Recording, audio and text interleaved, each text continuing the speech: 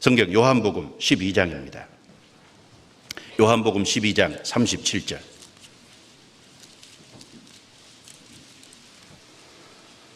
(12장) 37절입니다.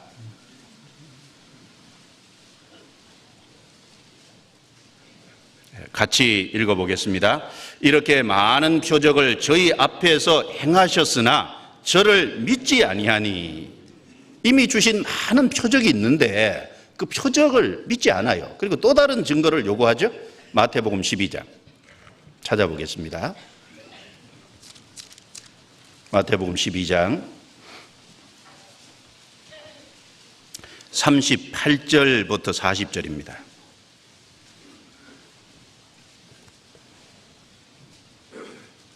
같이 읽겠습니다. 그때 서기관과 바리새인 중 몇 사람이 말하되 선생님이여 우리에게 표적 보여주기를 원하나이다. 예수께서 대답하여 가라사대 악하고 음란한 세대가 표적을 구하나 선지자 요나의 표적밖에는 보일 표적이 없느니라. 요나가 밤낮 사흘을 큰 물고기 뱃속에 있었던 것 같이 인자도 밤낮 사흘을 땅속에 있으리라. 자, 예수님이 행하신 많은 표적이 있는데 그게 구세주라는 증거인데 그걸 안 믿어요. 예를 들면 예수님이 이 땅에 오셔서 공생의 기간 중에 가장 첫 번째 행하신 기적은 포도주가 떨어진 잔치집에 가서 포도주를 만들어 주신 기적이잖아요. 포도주는 기쁨을 위한 거죠, 잔치집에. 그런데 잔치집에 포도주가 떨어졌다는 것은 기쁨과 즐거움이 꺼져버린 겁니다. 자, 그런데 거기에 포도주를 만들어 주셨다는 것은 기쁨과 즐거움을 다시 회복시켜 주셨다는 걸 얘기합니다.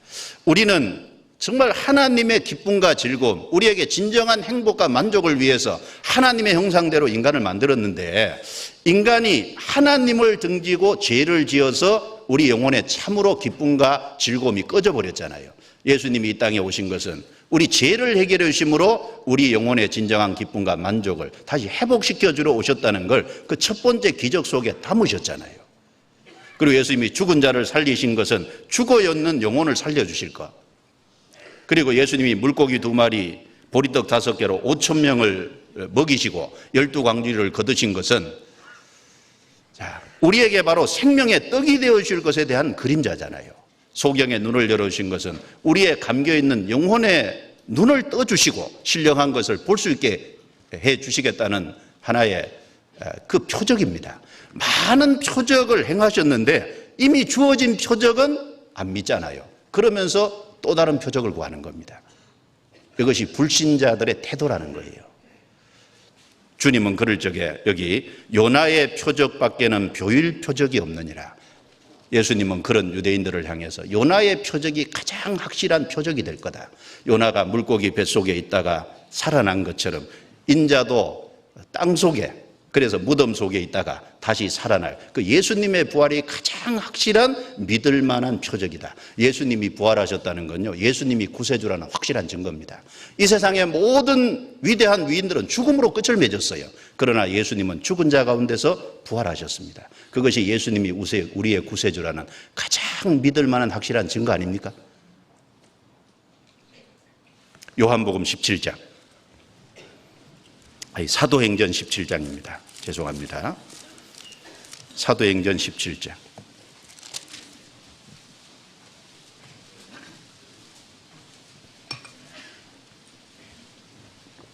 사도행전 17장 30절 31절. 30절 31절 같이 읽습니다. 알지 못하던 시대에는 하나님이 허물지 아니하셨거니와 이제는 어디든지 사람을 다 명하사 회개하라 하셨으니 이는 정하신 사람으로 하여금 천하를 공의로 심판할 날을 작정하시고 이에 저를 죽은 자 가운데서 다시 살리신 것으로 모든 사람에게 믿을 만한 증거를 주셨음이니라 하니라. 모든 사람에게 가장 믿을 만한 확실한 증거가 뭐냐? 하나님은 그걸 주셨다는 거예요. 예수님의 부활입니다. 그래서 저를 죽은 자 가운데서 다시 살리신 것으로 예수님이 죽으신 그 가운데서 하나님이 다시 살리셨다는 건 예수님이 우리의 구세주라는, 우리 죄가 처리됐다는, 우리에게 생명을 주셨다는 가장 믿을 만한 증거입니다. 예수님의 부활이 중요하기 때문에요. 예수님이 부활하신 이후에 즉시 하늘로 가신 게 아니에요. 예수님께서 40일 동안 이 땅에 계시면서 부활이 중요하기 때문에 많은 사람에게 부활하셨다는 그 부활의 몸을 실제 보이신 거예요. 중요하기 때문에. 사도행전 1장 3절입니다.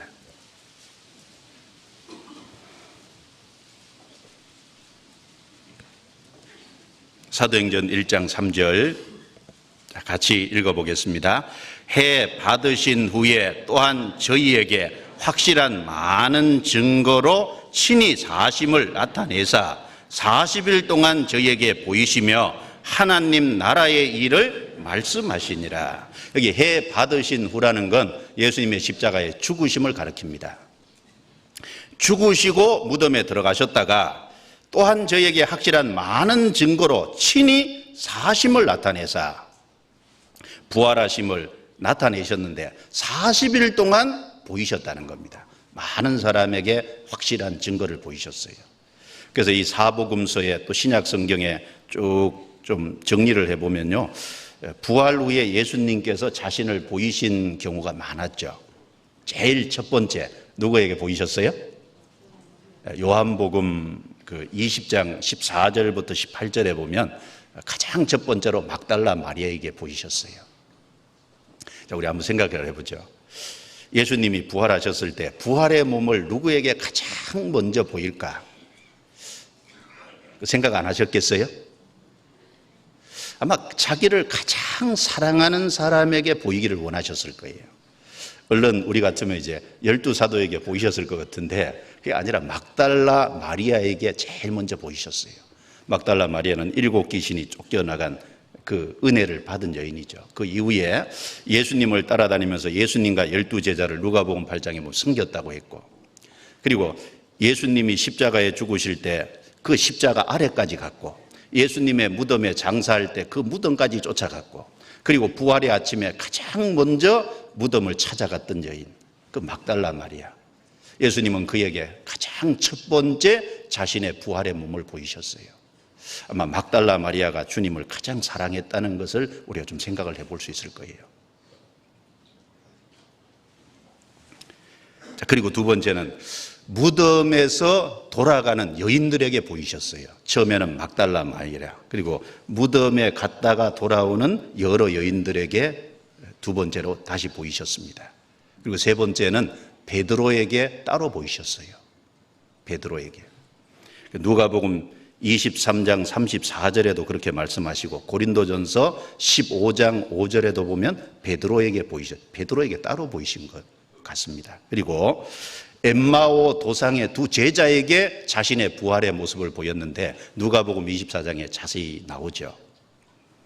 자, 그리고 그 이후에 도마를 제외한 나머지 제자들이 있을 때 그 자리에 도마가 없었어요. 예수님이 자기 부활의 몸을 보이셨어요.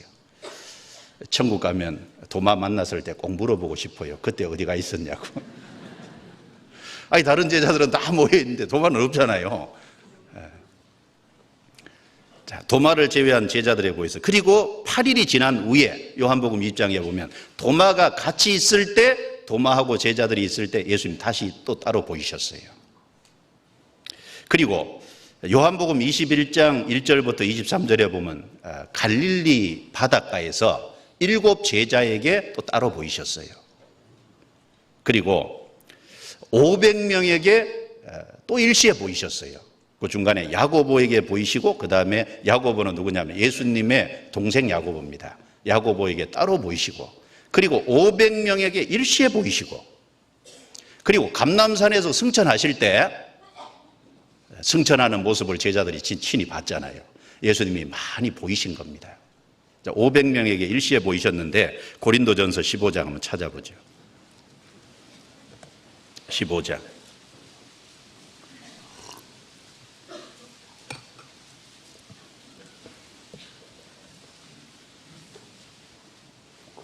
고린도전서 15장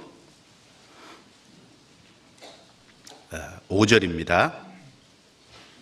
4절부터 읽을게요. 장사 지낸 바 되었다가 성경대로 사흘 만에 다시 살아나사 게바에게 보이시고, 이 게바가 베드로죠. 후에 12 제자에게와 그 후에 500의 형제에게 일시에 보이셨나니 그 중에 지금까지 태반이나 살아있고 어떤 이는 잠들었으며 그 후에 야고보에게 보이셨으며 그 후에 모든 사도에게와 맨 나중에 만삭되지 못하여 난 자 같은 내게도 보이셨느니라. 내게도 보이셨느니라. 이 고린도전서를 기록하고 있는 바울 사도죠. 여기 500의 형제에게 일시에 보이셨나니, 500명에게 동시에 자기의 부활의 모습을 보이셨다는 거예요. 그러면 어떤 사건을요, 한두 명이 뭐 한상을 볼 수 있다 그러지만 500명이 동시에 잘못된 걸 볼 수는 없잖아요. 500명이 동시에 보인 확실한 증거잖아요. 그리고 이 고린도 전서가 기록될 때까지 그 중에 많은 사람이 그때까지 살아 있었다 그랬어요. 아마 그 중에 일부는 잠들었다는 건, 일부는 먼저 죽음을 넘어간 사람이 있지만 그때까지 살아있는 많은 사람들이 있었어요. 자, 이렇게 많은 경우에 40일 동안 예수님이 나타나시고 사라지시고 하시면서 보이신 겁니다. 그리고 예수님이 승천을 하셨어요. 승천에 가신 이후에 또 특별한 사람에게 몇 번 보이셨죠?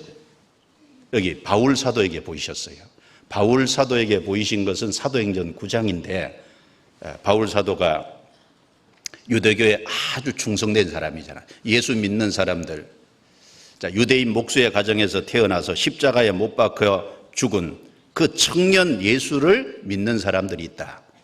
신명기 21장에 보면 나무에 달린 자마다 저주받은 자라고 했는데 그 저주받은 그 사람을 믿는다. 자기 나름대로 이해가 안 되는 거예요. 그래서 그것이 거짓이라고 생각하고 예수 믿는 사람을 잡아서 박해하고 붙잡아서 끌고 오고, 그래서 제사장들에게 공문을 받아가지고 다메섹에 가서 예수 믿는 사람 잡아오려고 내려가던 중에 다메섹 도상에서 부활하신 주님이 바울 사도에게 직접 자기 모습을 보이셨잖아요. 그것은 승천하신 이후에 특별히 따로 보여주신 겁니다. 그 바울 사도의 생애가 완전히 변화됐잖아요. 그리고 사도행전 7장에 보면 스데반에게 또 보이셨죠? 그것도 부활하신 후입니다. 스데반이 산헤드린 공회에서 유대 종교가들 앞에서 예수님이 그리스도라는 걸 쭉 증거하고, 그럴 적에 유태인들은, 그 앞에서 듣는 유태인들은 이를 가면서 분노했죠. 이 스데반을 죽이려고 그랬습니다. 그때 스데반이 외쳤어요. 보라, 하늘이 열리고 인자가 하나님 우편에 서신 것을 보노라. 봤어요, 실제로. 하나님 보여주셨어요. 스데반에게 보이셨습니다. 그리고 요한계시록 1장 10절부터 19절에 보면 반모섬에 기향을 가 있는, 전도하다가 도메시안 황제 때 이 반모섬에 기향을 갔다 그러죠. 그런데 그 반모섬에서 예수님이 자신의 모습을 사도 요한에게 직접 보이셨잖아요. 그래서 예수님은 부활하시고 승천하시기 전에 40일 동안 많은 증거로 또 보이셨고, 실제로 승천하신 이후에 몇몇 사람에게 특별히 자기의 모습을 보이셨고, 그래서 이 부활하신 것을 보여준 확실한 많은 증거가 있다는 거예요. 왜냐하면 부활